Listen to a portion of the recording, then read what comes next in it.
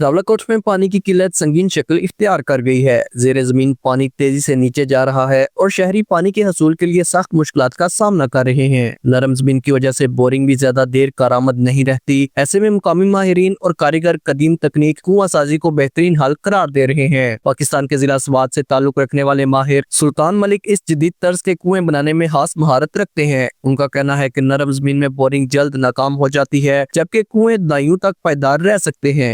हमारा ये रावलाकोट आज़ाद जम्मू कश्मीर बल्दिया अड्डे में अल्लाह वाली मस्जिद के पास रिंग फैक्ट्री है। हम कुएं का काम करते हैं, रिंगों का कुआं बनाया जाता है, तो बिल्कुल मुनासिब रेट पे बनाया जाता है और बाइतिमाद बना जाता है।